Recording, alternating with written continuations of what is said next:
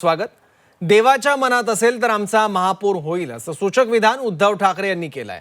आपला महापौर व्हायला पाहिजे हे तर स्वप्न असल्याचं ते म्हणाले। नवनिर्वाचित नगरसेवकांनी आज मातोश्रीवर जाऊन उद्धव ठाकरे यांची भेट घेतली। विरोधकांनी साम दाम दंडभेद यंत्रणेचा वापर केल्याचा आरोप उद्धव ठाकरेंनी केला।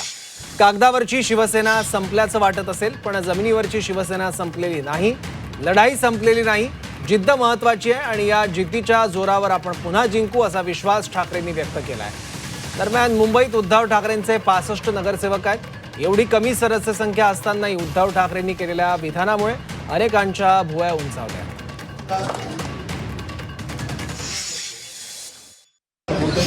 लालूच रमेश यंत्रणेचा दुरुपयोग हे सगळे प्रकार त्यांनी केले। गद्दार विकले गेले पण निष्ठा विकत नाही घेऊ शकते। निष्ठेला मी मानाचा मुजरा करतो। जबाबदारी आता आपली वाढलेली आहे। मी तुम्हाला सगळ्यांची पहिल्यांदा मी दिलगिरी व्यक्त करतो कारण आतमध्ये जरा नगरसेवकांशी बोलत होतो, त्याला सुद्धा हेच सांगितलं की आता आपली खरी जबाबदारी वाढलेली आहे। आपला महापौर व्हायला पाहिजे हे तर स्वप्न आहेच। देवाच्या मनात असेल तर तेही होईल।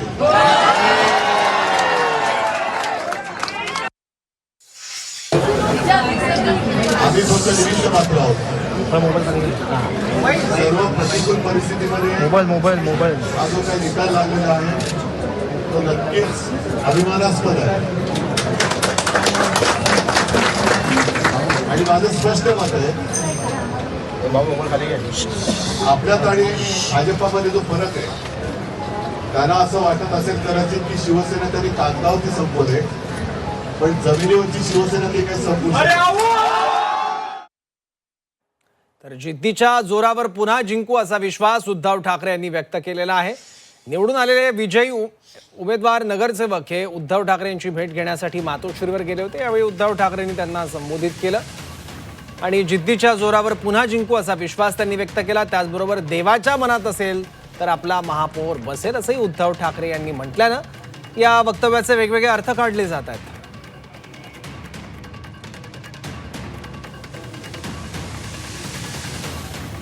याबाबत मुख्यमंत्री फडणवीस नेमके काय म्हणाले ते बघूयात। आमचा महापौर होईल मुंबईत। देवाच्या म्हणजे माझ्या की मला देवा म्हणतात म्हणून की वरच्या देवाच्या देवानेच ठरवलं आहे की महायुतीचा महापौर करायचा आहे, तुम्ही आमचाच होईल।